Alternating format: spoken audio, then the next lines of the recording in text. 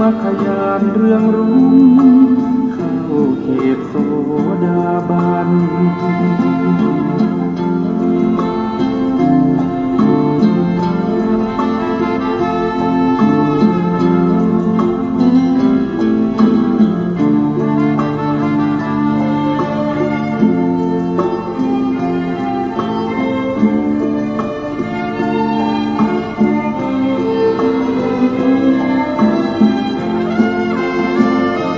ตระหูญาณสิ่งที่พระองค์ทรงรู้แต่ไอสไตล์ไม่รู้เหมือนมองไม่เป็นวิทยาศาสตร์ไม่อาจพิสูจน์ประเด็นพระองค์ทรงเห็นเพราะอยู่ในญาณชั้นสูงรู้แจ้งแจ่มชัดการเปลี่ยนแปลงยิ่งนักกฎการไตรลักษณ์ชักนำใจปรับปรุงกายนอกกายในแยกได้ปัญญาจะรุ่งมัคคยาน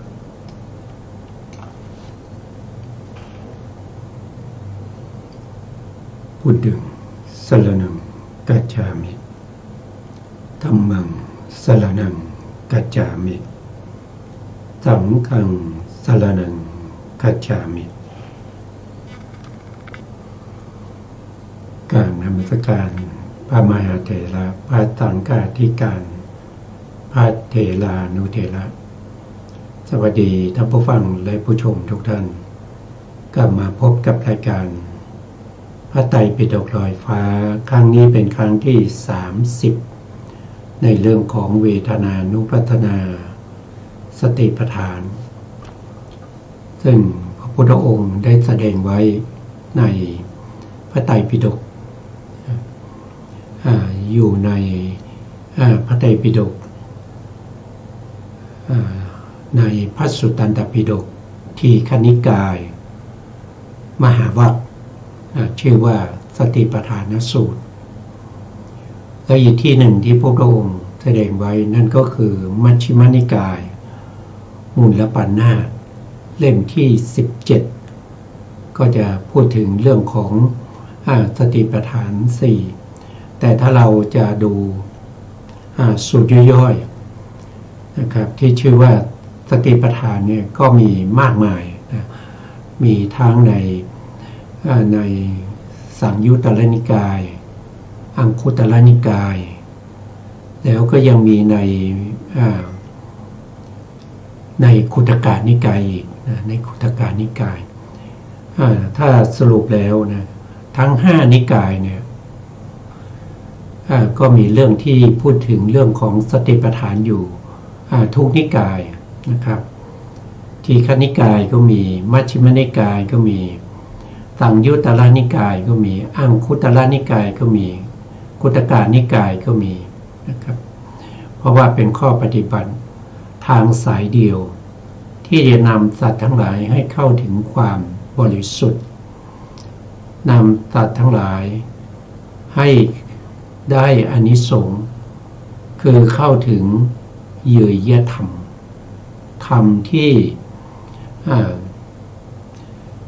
ประกาศถึงความเป็นพระอริยบุคคล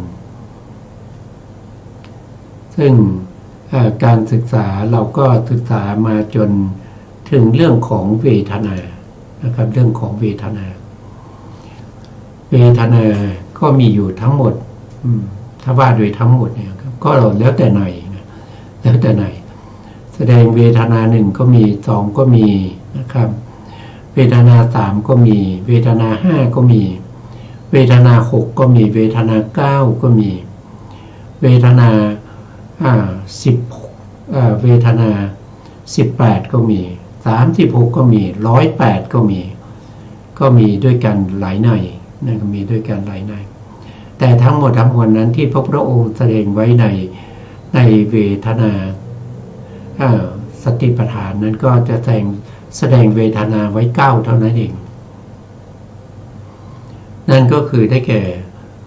สุขเวทนาทุกขเวทนาและอทุกขมสุขเวทนา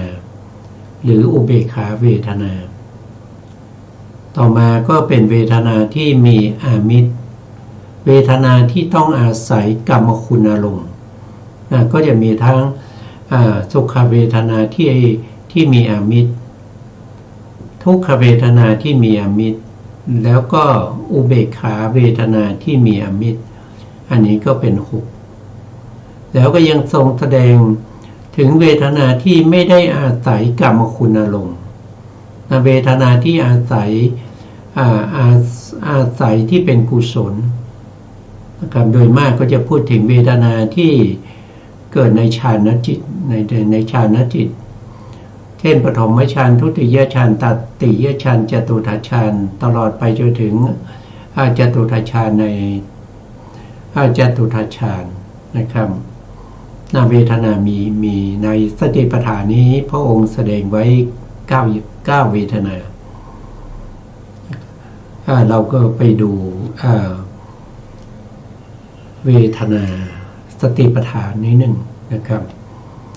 เวทนาสุเวทนานุปัสสีวิหารติอาตาปีสัมปชาโน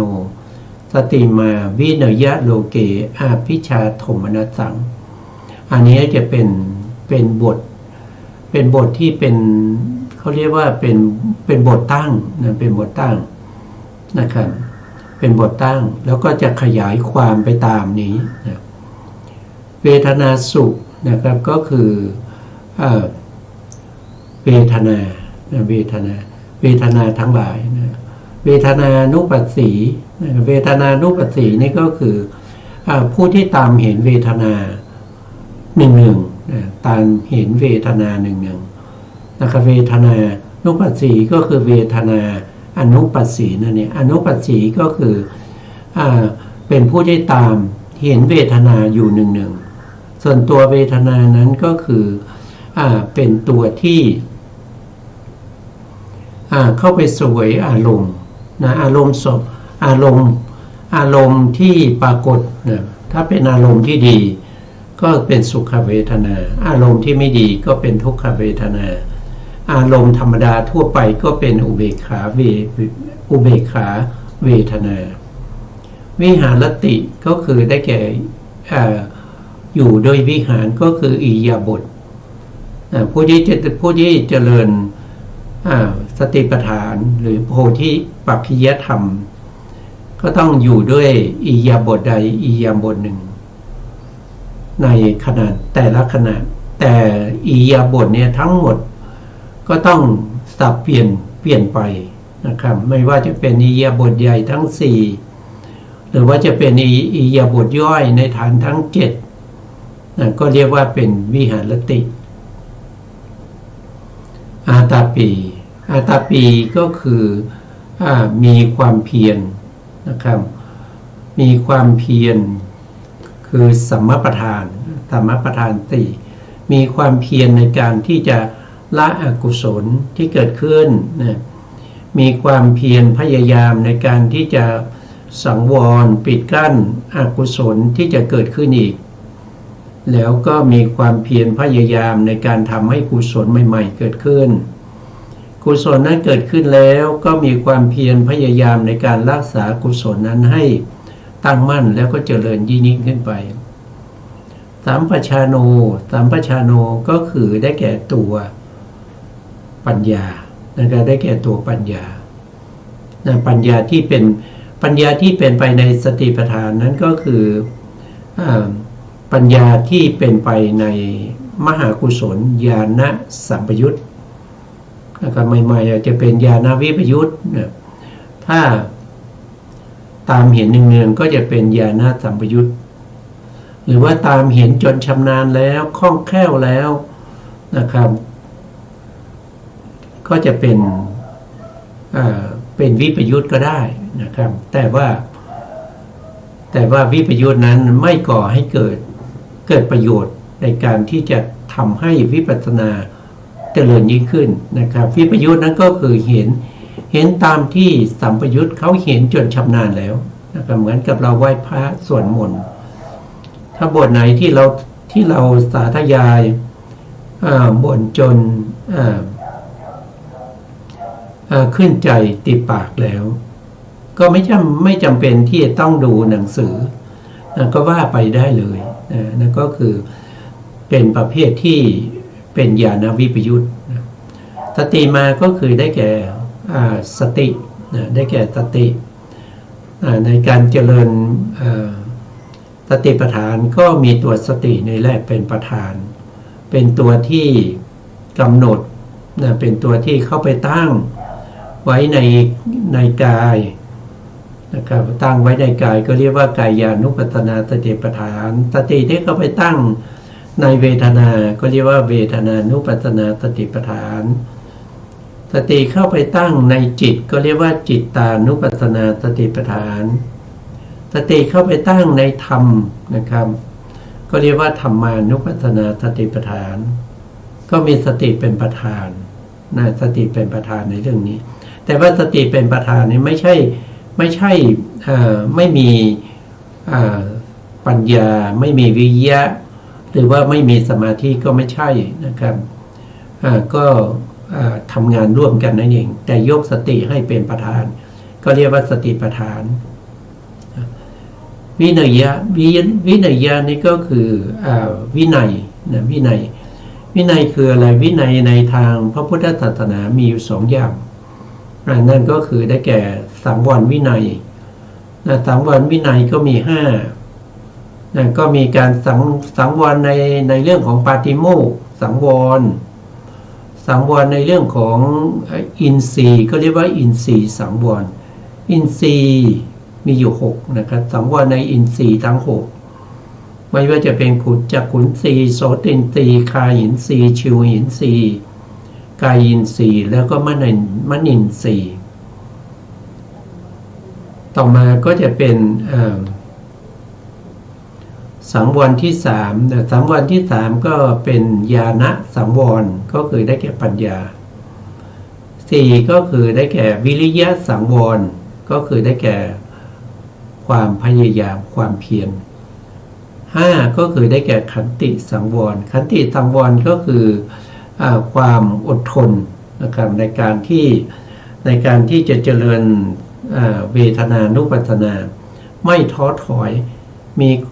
มีความอดทนมีความอดทนไม่ใช่อดท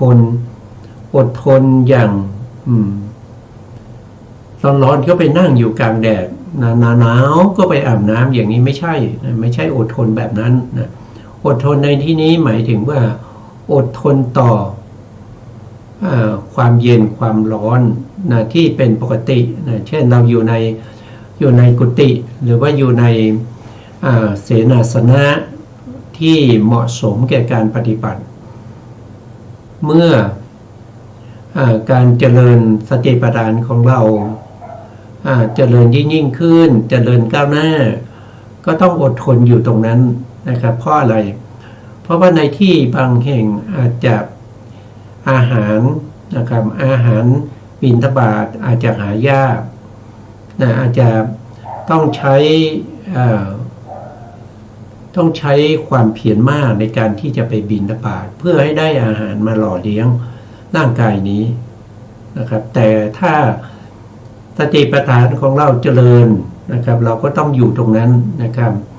แต่ถ้าอาหารการกินนะครับลาภทั้งหลายนะครับตลอดจนถึงปัจจัย4หาได้โดยง่ายแต่กรรมฐานไม่เจริญสติปัฏฐานไม่ก้าวหน้าก็ให้ย้ายนะครับให้ย้ายไปอยู่ที่อื่นเอาธรรมที่เรียกว่าเป็นสติปัฏฐานเป็นตัวตั้งนะครับถ้าสติปัฏฐานเจริญถึงแม้จะลำบากนะครับก็ต้องทนอยู่นะครับเพื่อให้สติปัฏฐานนั้นเจริญยิ่งขึ้นไปนี่ก็เป็นเขาเรียกว่าเป็นสังวรวินัยส่วนวินัยอีกอย่างหนึ่งนั้นเขาเรียกว่าเป็นตาทางเขาเรียกว่าเป็นปหานวินัยปหานวินัยก็จะมี5เหมือนกันปหานวินัยที่1ก็คือได้แก่ตาทางคปหานตาทางคปหาน ก็คือได้แก่กุศลจิตตุบาทกุศลจิตตุบาทที่เป็นไปในวิปัสสนากุศลจิตตุบาทที่เป็นไปในวิปัสสนาอันนี้เราเรียกว่าเป็นการประหารเสียซึ่งอกุศลประหารเสียซึ่งนิวรณ์ทั้งหลายเป็นขณะเมื่อมหากุศลนั้นเกิดขึ้นนะครับมีอารมณ์เป็นเวทนามีอารมณ์ที่เป็นเวทนาอันนี้ก็เป็นตทังคประหารประหารที่สองเรียกว่าวิคัมภนะประหารก็คือได้แก่ฌานจิตตุบาทเช่นปฐมฌานทุติยฌานตติยฌานจตุตถฌานจนถึงอรูปฌานในขณะที่เขาเกิดขึ้นนั้นเขาก็จะข่มไว้ซึ่งอกุศลและนิวรณ์ทั้งหลายนิวรณ์และอกุศลเกิดขึ้นไม่ได้ในขณะที่เรายังอยู่ในฌานเหล่านั้นจะเป็นระยะเวลายาวนานเท่าไหร่ก็แล้วแต่ผู้เข้าจะกำหนดการข่มหรือการอยู่ในฌานนานๆอย่างนี้เขาเรียกว่าเป็นวิคัมภนะประหารต่อมาที่สามก็คือได้แก่สมุเฉทประหารสมุเฉทประหารก็คือได้แก่อาริยมรรคที่อยู่ในมรรคจิต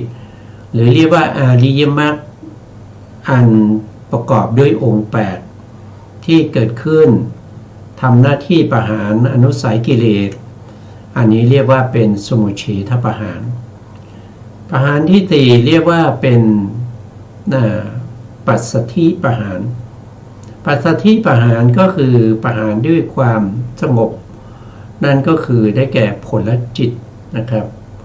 ผลจิตตุบาทนั่นเองนะครับอันที่ห้าก็คือนิสรณประหารอันนี้คือได้แก่พระนิพพานนะครับอันนี้ก็เป็นวินัยในทางพระพุทธศาสนามีอยู่สองอย่างนั่นก็คือได้แก่สังวรวินัยมี5แล้วก็ปหานวินัยมี5เรียกว่าวินัยในทางพระพุทธศาสนาวินัยในที่นี้ถ้าว่าด้วยตัวองค์ธรรมจริงๆก็คือได้แก่สมาธิ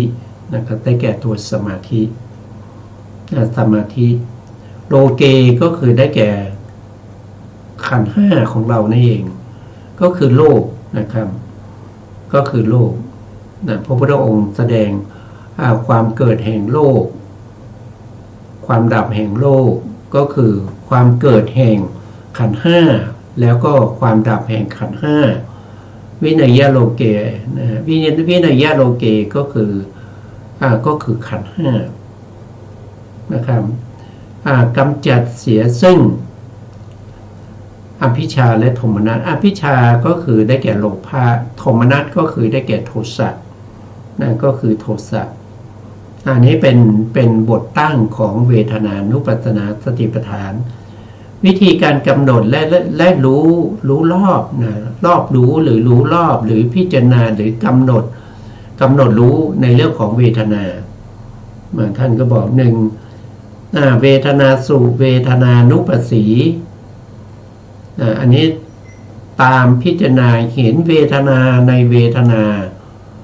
ทั้งหลายนี่คือเวทนา9ที่พระองค์แสดงไว้ในสติปัฏฐานนะครับเวทนา9เวทนา9เนืองอยู่ต้องเนืองนี่คือทำจิตต่อเนื่องกันนะครับคือไม่หยุดต้องต่อเนื่องกัน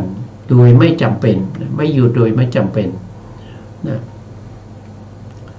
โดยอนุปัสสนาทั้ง7อนุปัสสนาทั้ง7นี่ก็พูดไปหลายครั้งแล้วก็จะมีก็ตามเห็นเวทนาเหล่านั้นโดยความเป็นของไม่เที่ยงตามเห็นเวทนาเหล่านั้นโดยความเป็นทุกข์ตามเห็นเวทนาเหล่านั้นโดยความเป็นเป็นอนัตตาอนัตตา ตามเห็นเวทนาเหล่านั้นด้วยความเบื่อหน่ายก็คือนิพพิทานุปัสสนาตามเห็นเวทนาเหล่านั้นด้วยการคลายกำหนัดคลายกำหนัดก็คือจะเกิดต่อจากความเบื่อหน่ายนะครับถ้าเราไม่เห็นความเบื่อหน่ายจนบริบูรณ์เนี่ยวิราคานุปัสสนาก็คือคลายความกำหนัดก็จะเกิดขึ้นไม่ได้ต้องนิพพิทานุปัสสนาบริบูรณ์นิพพิทานุปัสสนาจะบริบูรณ์ได้ก็อาศัยอะไรก็อาศัยการเจริญอนิจจานุปัสสนาคือความไม่เที่ยงแล้วก็ทุกขานุปัสสนาคือความทุกข์แล้วก็เห็นขันธ์ห้าเหล่านั้นโดยความเป็นอนัตตาอยู่อย่างนี้เนืองๆจนบริบูรณ์แล้วนิพพิทาก็จะเกิดนิพพิทาคือความเบื่อหน่ายก็จะเกิดขึ้นเราก็จะเจริญนิพพิทานั้นให้บริบูรณ์แล้วก็วิราคานุปัสสนาก็จะปรากฏขึ้นเมื่อวิราคานุปัสสนาปรากฏขึ้นก็จะเห็นถึงนิโรธานุปัสสนาก็คืออะไรก็คือความดับของอะไรนะครับความดับของขันธ์ห้านั่นเองความดับของขันธ์ห้าพร้อมด้วยเหตุที่ทำให้เกิดขันธ์ห้านั้นอันนั้นก็คือเขาเรียกว่านิโรธานุปัสสนาต่อไปก็คือปฏินิสสขานุปัสสนาก็คือเมื่อนิพพิทานุปัสสนาบริบูรณ์แล้วก็จะเกิดปฏินิสสขานุปัสสนาก็คือสลัดออกจากขันธ์ห้าเหล่านั้นโดยการปล่อยไปโดยการไม่ถือมั่นไม่ใช่ยึดถือไม่ใช่กำหนัดไม่ใช่ขัดเคืองแล้วก็ต้องมีสติปัญญาในการที่จะรอบรู้พิจารณาเห็นรูปนามขันธ์ขันธ์ห้าเหล่านั้นนะครับโดยความไม่เที่ยงเป็นทุกข์เป็นอนัตตาเป็นนิพพิทาวิราคานิโรธาปฏินิสสขาปฏินิสสขานุปัสสนาเหล่านั้นหรือเขาเรียกว่าเป็นบางทีก็ถ้าขยายต่อไปนะขยายต่อไปก็จะเป็นวิปัสสนาญาณวิปัสสนาเขาเรียกว่าเป็นมหาวิปัสสนา18ก็มาจากอะไรก็มาจากจริงๆแล้วเนี่ยก็จะมีอยู่3เท่านั้นเองนะ3นั้นก็คือได้แก่อนิจจานุปัสสนาทุกขานุปัสสนาแล้วก็อนัตตานุปัสสนาอนุปัสสนาทั้ง7ก็ขยายมาจากอนุปัสสนา3นะครับมหาวิปัสสนา18ก็ขยายมาจากอนุปัสสนา7นั่นเองอันนี้ก็เป็นการแสดงที่แตกต่างกันไปขยายออกเนื่องจากอุปนิสัยของผู้ฟังธรรมในสมัยพุทธกาลที่พระพุทธองค์ทรงแสดงธรรมเพื่อจะโปรดแก่เวนยสัตว์แต่ละท่านแต่ละคนที่บรรลุก็จะแตกต่างกันไปบางคนก็เห็นทุกขานุปัสสนาชัดเจนก็บรรลุธรรมได้บางคนเห็นอนิจจานุปัสสนาชัดเจนก็บรรลุธรรมได้บางคนเห็นอนัตตานุปัสสนาชัดเจนก็บรรลุธรรมได้ไม่ต้องถึงอนุปัสสนา7บางคนต้องถึงอนุปัสสนา7บางคนยังต้องอาศัยมหาวิปัสสนา8กว่าจะบรรลุธรรมได้เพราะฉะนั้นเนี่ยพระพุทธองค์ทรงอาศัยพระมหากรุณาธิคุณนั้นยิ่งใหญ่ของพระพุทธองค์ถ้าเห็นว่าเขาเนี่ยมีแววที่จะ บรรลุธรรมได้มีแววที่จะเข้าถึงความเป็นโสดาบันได้นะครับด้วยวิธีไหนพระพุทธองค์ก็จะใช้วิธีนั้นไม่ใช่ว่าเขามีอัธยาศัยจะบรรลุธรรมอยู่นะครับพระพุทธองค์ก็ไม่อยากจะแสดงมากนะครับก็แสดงเฉพาะอนุปัสสนา3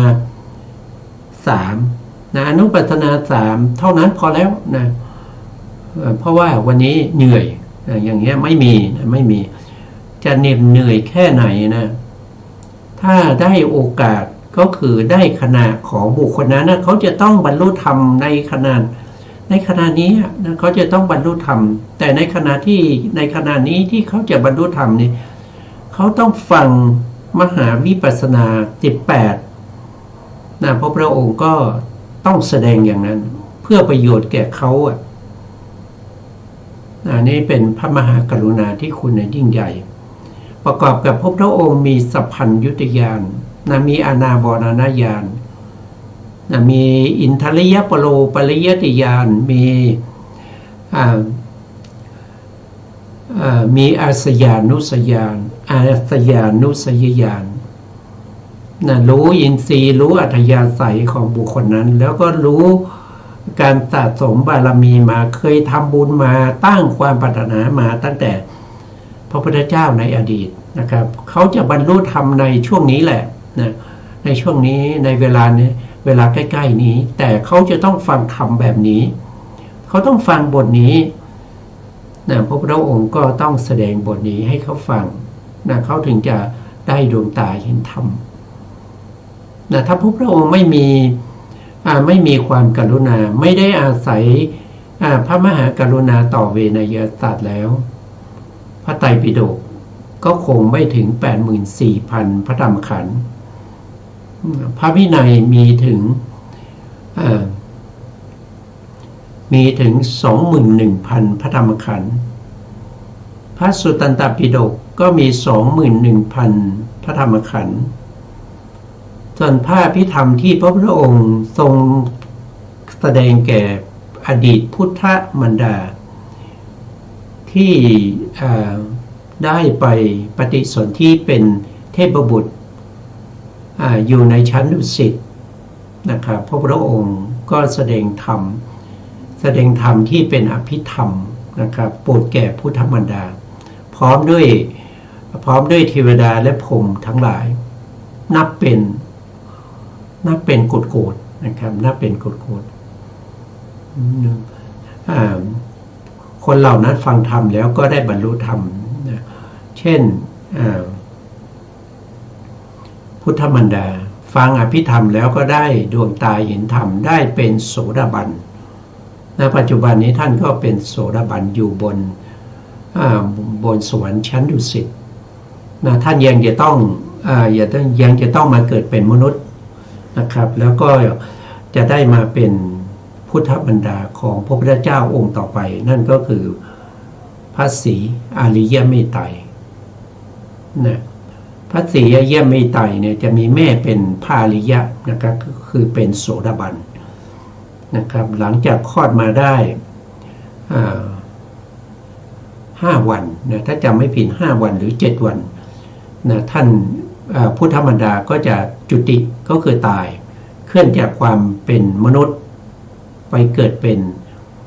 เทวดาอยู่ชั้นดุสิตเหมือนเดิมนะครับแล้วก็พระศรีอริยเมตไตรก็จะเป็นแสดงพระอภิธรรมโปรดแก่พุทธมารดาที่เป็นโสดาบันนั้นนะครับพุทธมารดาที่เป็น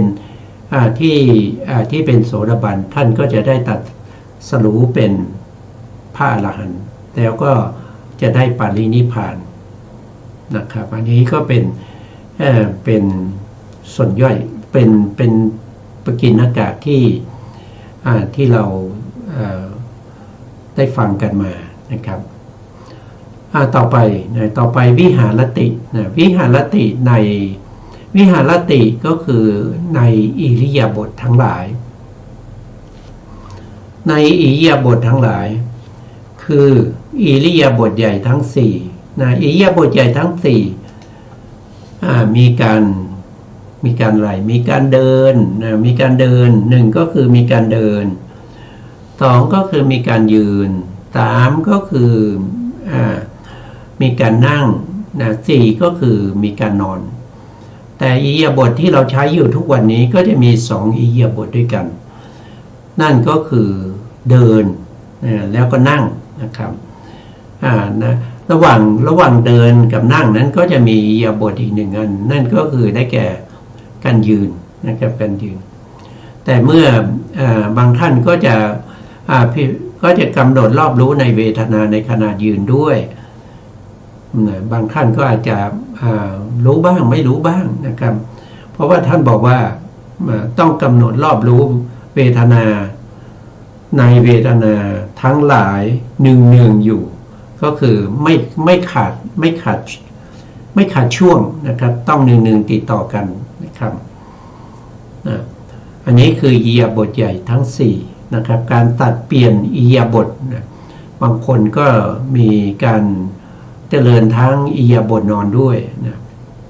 แต่อิริยาบถนอนในส่วนใหญ่ไม่ค่อยได้เจริญเพราะว่ามันใกล้ต่อถีนมิทะคือง่วงแล้วก็หลับไปเลยนะหลับไปเลยตื่นมาอีกทีหมดไปแล้ว2 ชั่วโมงนะครับก็เสียโอกาสนะเสียโอกาสที่จะได้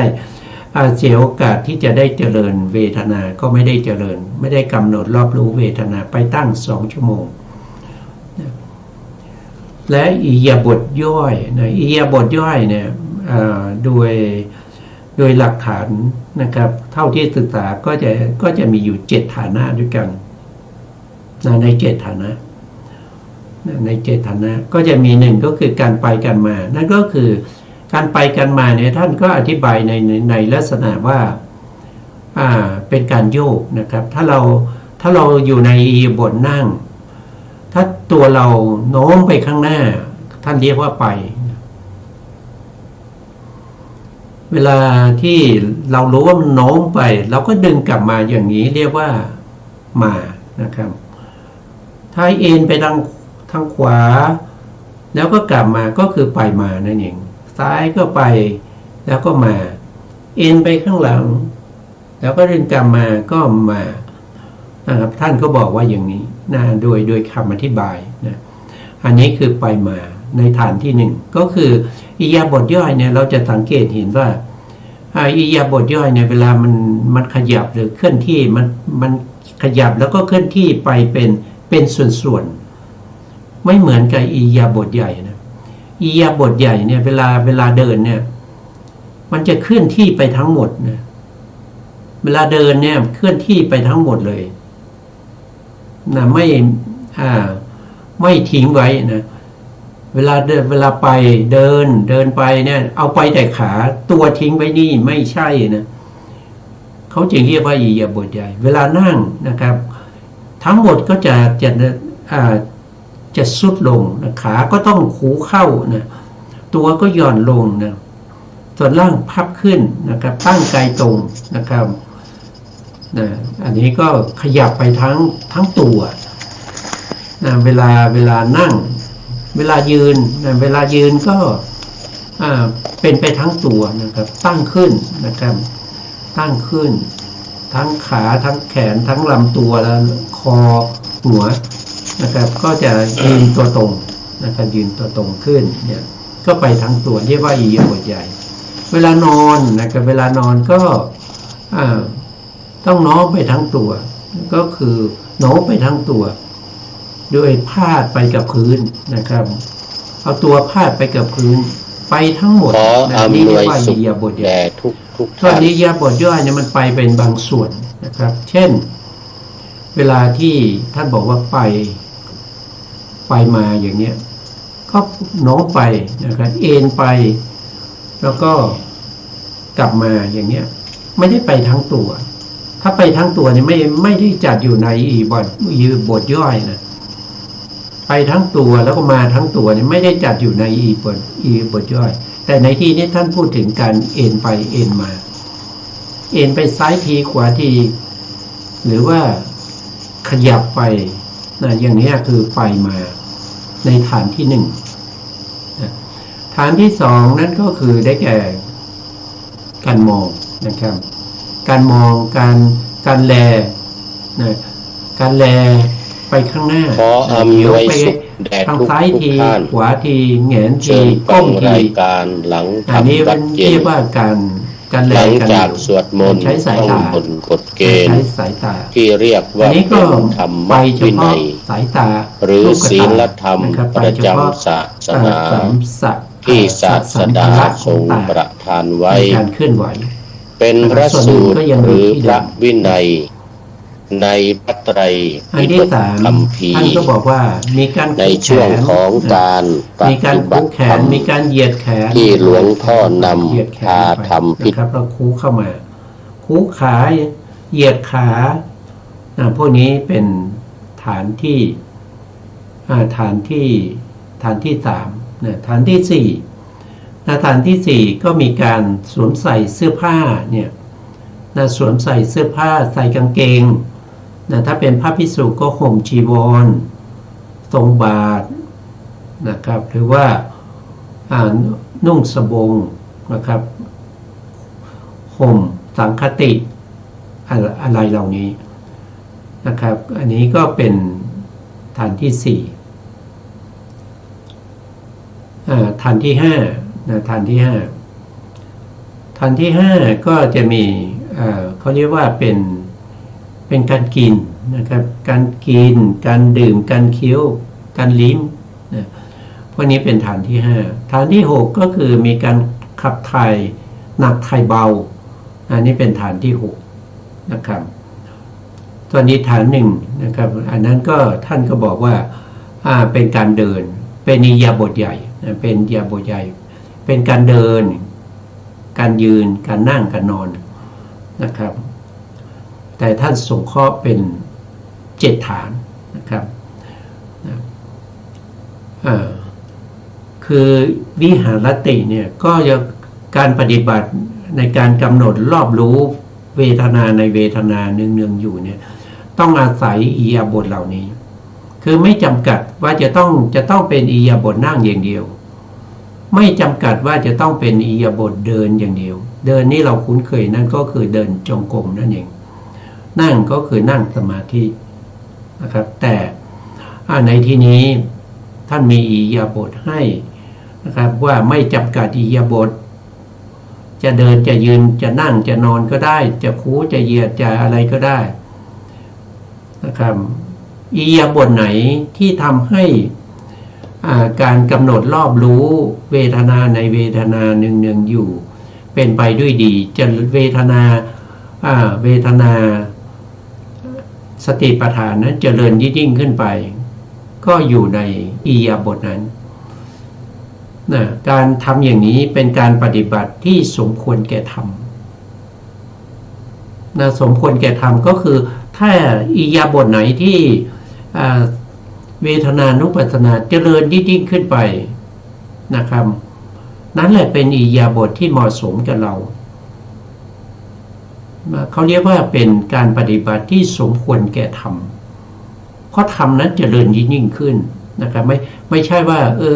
ไปเดินจงกรมก็เดินไปนะไม่รู้อะไรเลยเขาเดินเราก็เดินเขานั่งเราก็นั่งนะครับอันนั้นเขาไม่เรียกว่าปฏิบัติสมควรแก่ธรรมเพราะสติปัฏฐานไม่เจริญสมถปัฏฐานก็ไม่เห็นอิทธิบาทก็ไม่แก่กล้าอินทรีย์ก็ขาดหายพละก็ไม่เกิดโพชฌงค์ก็ไม่เคยพบเคยเห็นแล้วมรรคจะเกิดขึ้นได้อย่างไรเพราะฉะนั้นก็ถือว่าเป็นการปฏิบัติที่ไม่สมควรแก่ธรรมเพื่อให้การปฏิบัติสมควรแก่ธรรมเนี่ยเพื่อให้บรรลุเนี่ยตรงนี้ต้องเพิ่มมากกันเพื่อให้บรรลุเยยธรรมเยยธรรมนี้ก็คือได้แก่มรรคผลนิพพานนั่นเองคือเป็นความถึงพร้อมด้วยปัญญาถึงพร้อมด้วยปัญญาที่ได้อบรมเจริญแล้วจนเข้าถึงความบริบูรณ์พ พร้อมก็จะประจักษ์แจ้งความจริงอริยมรรคอันมีองค์8มีพระนิพพานเป็นอารมณ์เกิดขึ้นแล้วก็ดับกิเลส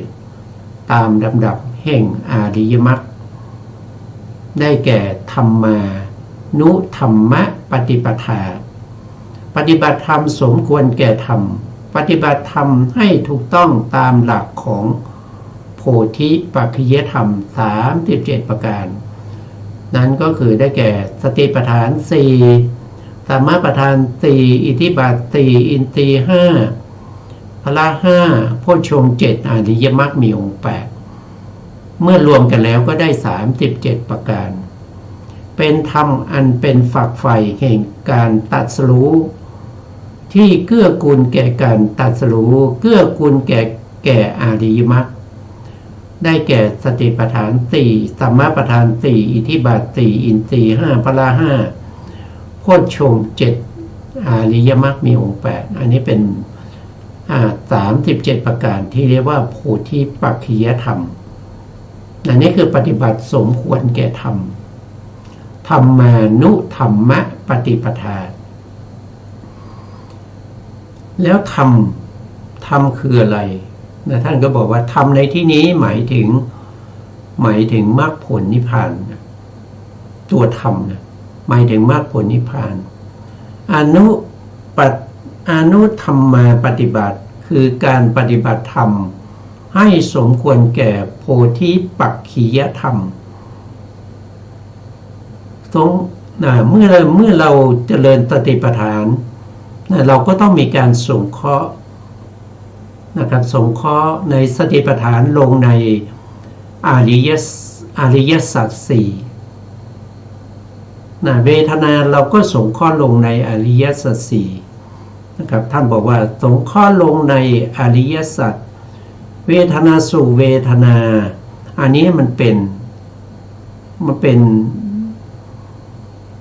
เวทนาขันธ์นะพอมันเป็นขันธ์ปุ๊บเนี่ยมันก็ถือว่าเป็นทุกขสัจนะอันนี้เป็นเวทนาขันธ์นะครับขันธ์มีอยู่5นะครับขันธ์มีอยู่5หนึ่งก็คือรูปขันธ์รูปขันธ์ก็คือได้แก่รูป28นะที่รวมรูป28จะแยกกันก็ได้จะรวมกันก็ได้นะมาหนึ่งรูปก็เรียกว่ารูปขันธ์เหมือนกันนะครับแต่โดยธรรมดานะครับโดยธรรมดาการที่เราแยกรูปแยกรูปออกไป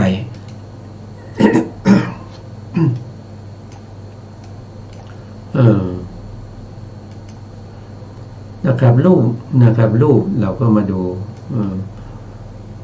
อันนี้คือรูปขันธ์นะรูปขันธ์เนี่ยตามที่เรารู้แล้วว่าถ้ารูปที่เกิดขึ้นในตัวของเรารูปที่เล็กที่สุดที่เกิดขึ้นเนี่ยเขาจะเกิดขึ้นเป็นกะลานะก็จะเรียกว่าเป็นอวินิโภครูป8นี่เป็นกะลาหนึ่งนะอันนี้จะอยู่ในไหนนะครับก็จะอยู่ในอุตุชรูปนะอุตุชรูปอาหารและรูปพวกนี้นะก็จะมีอวินิโภครูป8นะครับพวกที่เป็นกรรมแล้วก็เป็นรูปที่เกิดจากกรรมแล้วก็เกิดจากจิตก็จะต้องมีอวินิโภครูป8นี้เป็นพื้นฐานเหมือนกันนะอันนี้เรียกว่าเป็นรูปขันธ์นะครับเป็นรูปขันธ์รูปใดรูปหนึ่งก็เป็นรูปขันธ์นะครับมาทั้งตัวมีอยู่27รูปก็เรียกว่ารูปขันธ์นะต่อมานะครับต่อมาขันธ์ที่2ก็คือได้แก่เวทนาขันธ์นะครับเวทนาขันธ์ที่เป็นเวทนานี้เรียกว่าเป็นเวทนาขันธ์นะทำไมเขาเรียกขันธ์ท่านก็มีอธิบายต่อไปนะครับเดี๋ยวเราก็มีเวลาพอก็ว่ากันไปนะขันธ์ที่3นี่เขาเรียกว่าสัญญาขันธ์สัญญาก็คือได้แก่เจตสิกเหมือนกันเป็นสัพพจิตตสาธารณเจตสิกเช่นเดียวกันกับเวทนาก็เป็นเจตสิกเหมือนกันนะแต่ก็เรียกว่าเป็นสัญญาขันธ์ สัญญาเจตสิกดวงเดียวเรียกว่าสัญญาขันธ์นะทำไมจึงเรียกว่าขันธ์นะเขาก็มีข้อมีคำอธิบายอยู่นะครับ ต่อมาก็จะเป็นขันธ์ที่สี่นะขันธ์ที่สี่เขาเรียกว่าสังขารขันธ์สังขารขันธ์นี้ก็คือได้แก่เจตสิก50นะเจตสิก50ที่เว้นอะไรเว้นเวทนาและสัญญานะเจตสิก50เจตสิกนี้มีอยู่52นี้เว้นขันธ์ไป2ขันธ์นั่นก็คือเวทนาขันธ์แล้วก็สัญญาขันธ์เอาเวทนากับสัญญาขันธ์นี้ออกไปเจตสิกที่เหลือทั้งหมดนั้นเรียกว่าเป็นสังขารขันธ์เรียกว่าเป็นสังขารขันธ์มีตั้งแต่ผัสสะนะครับเจตนาเอกคตาชีวิตินทรีย์มนสิการวิตกวิจาร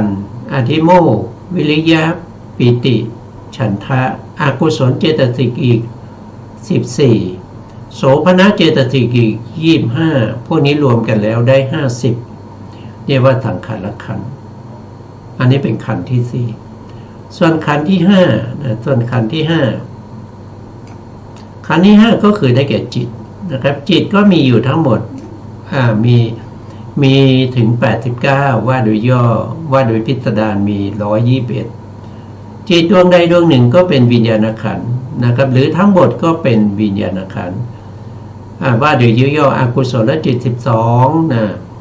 อเหตุกจิต18นะครับแล้วก็กามาโสภณจิตมีอยู่24นะทุกที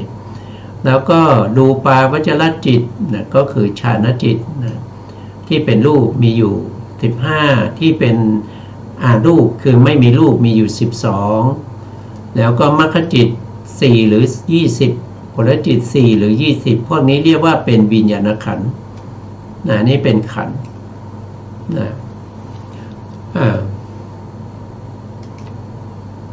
ที่ท่านเรียกว่าขันธ์นะเราก็อธิบายนิดหนึ่งนะที่ท่านเรียกว่าเป็นขันธ์นั้นก็คือได้แก่อะไรก็คือได้แก่สิ่งที่มีอดีตนะสิ่งที่เป็นอดีตคือมีอดีตเคยมีมาแล้วสิ่งที่เราเคยมีมาแล้วนะที่เคยมีมาแล้วเคยเป็นมาแล้วในอดีตนะในอดีตแล้วก็ในอนาคตที่จะเป็นไปในอนาคตแล้วก็ที่มีทั้งอดีตและอนาคตก็คือปัจจุบันนี้เราก็ยังมีเวทนามีสัญญามีสังขารมีวิญญาณแล้วก็มีรูปลักษณะอย่างนี้เราเรียกว่าเป็นขันธ์นะแต่ก็ยังไม่หมดนะยังไม่หมดสิ่งไหนที่เป็นภายในก็มีภายนอกก็มีอันนั้นก็เรียกว่าขันธ์อะไรเป็นภายในนะครับก็สิ่งที่อยู่ในตัวเราเนี่ยเป็นภายในรูปขันธ์ของเราเนี่ยก็เป็นภายในถ้ารูปขันธ์ของผู้อื่นก็เป็นภายนอกอันนี้ก็เรียกว่าเป็นขันธ์ได้ส่งข้อเป็นขันธ์ได้แล้วก็สิ่งที่มีความละเอียดนะมีความละเอียดมีความหยาบอย่างเช่นรูปที่ละเอียดเนี่ยคือรูปของพวกพรหมพวกเทวดานี่เป็นรูปที่ละเอียดอย่างเช่นรูปของมนุษย์เดรัจฉานนี่อย่างนี้มันเป็นรูปที่หยาบเป็นรูปที่หยาบรูปที่ละเอียดและรูปที่หยาบรูปที่ปาณีตรูปที่สามอย่างนี้ก็มีปาณีตสามแล้วก็มีรูปใกล้รูปไกลนะครับพวกนี้นี่เป็นอะไรเป็นบริขารของคำว่าขันธ์อะไรเป็นขันธ์อันนั้นจะต้องมีอยู่11ประการนะครับนั่นก็1ก็คืออดีต2ก็คือปัจจุบัน3ก็คืออนาคต4ก็คือภายในภายนอกนะ4แล้วก็5นะภายในภายนอก6ก็คือหยาบ7ก็คือละเอียดนะครับ8ก็คือสาม9คือปาณีต10คือรูป รูปใกล้นะเวทนาใกล้เวทนาไกลนะรูปไกลอย่างนี้นะ11ประการนี้มีแก่สิ่งนั้นก็เรียกว่าเป็นขันธ์ได้นะสงเคราะห์โดยความเป็นขันธ์นะครับอันนี้ก็เป็นเรื่องของขันธ์นะเรื่องของขันธ์เวทนานะครับเวทนาก็เรียกว่าเป็นขันธ์เป็นเวทนาขันธ์เวทนาขันธ์เนี่ยโดยขันธ์เนี่ยส่วนมากนะส่วนมากก็เป็นทุกขสัตว์นะเช่นเวทนาขันธ์ก็จัดว่าเป็นทุกขสัตว์นะเป็นทุกขสัตว์นะเวทนาสุขเวทนาเป็นทุกขสัตว์ส่วนอภิชาและโทมนัสอภิชาและโทมนัสอภิชาก็คือโลภะโทมนัสก็คือโทสะนะโทมนัสก็คือโทสะอันนี้เขาเรียกว่าเป็นสมุทัยสัตว์เป็นเหตุให้เกิดทุกข์นะครับบางทีเราก็จะเรียกว่าเป็น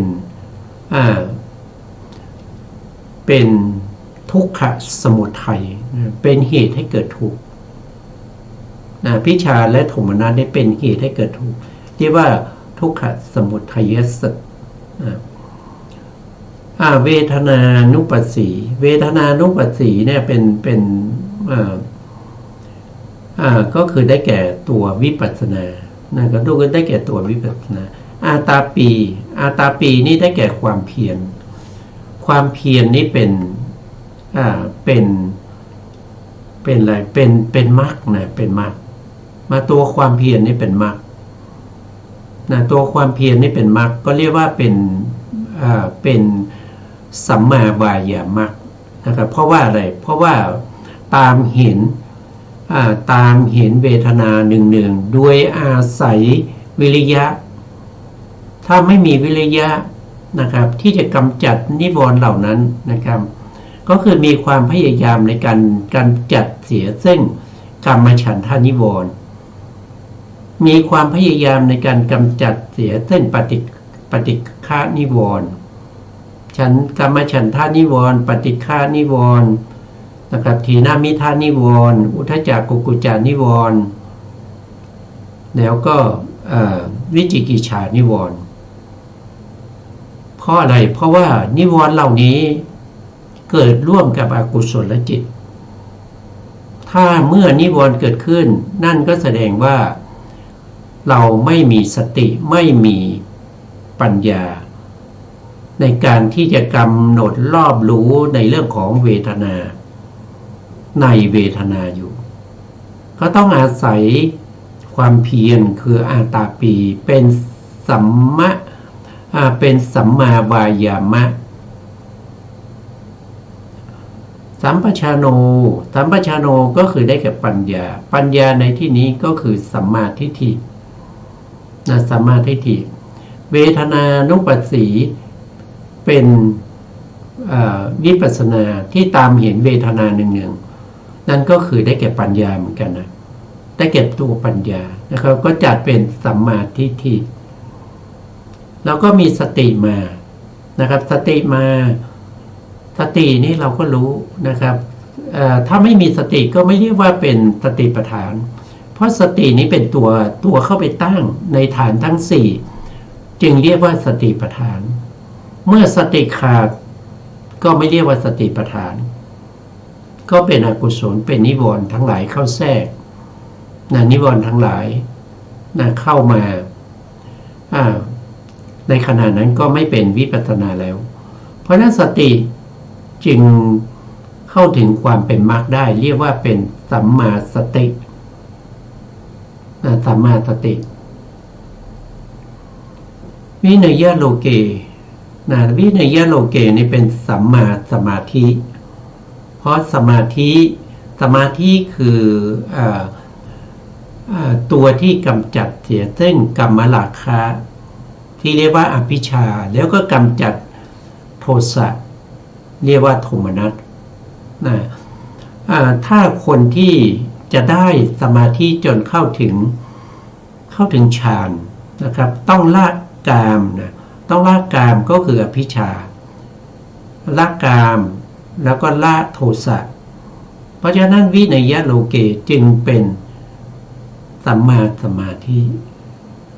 นะสัมมาสมาธิระดับอุปจารสมาธิ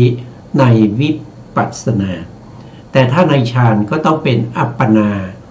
ระดับสมาธิที่เป็นอัปปนานะอัปปนากำจัดอะไรนะปฐมฌานกำจัดเสียซึ่งนิวรณ์ทั้งหลายนะ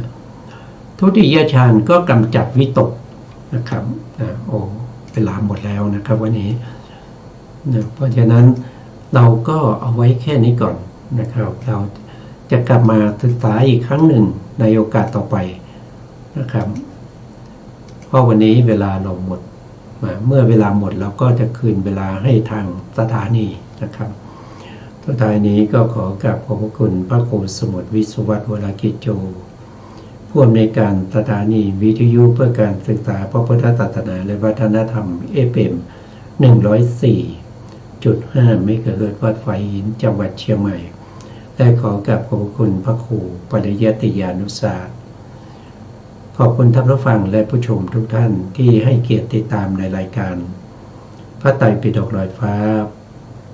พบกันใหม่ในโอกาสต่อไปครับ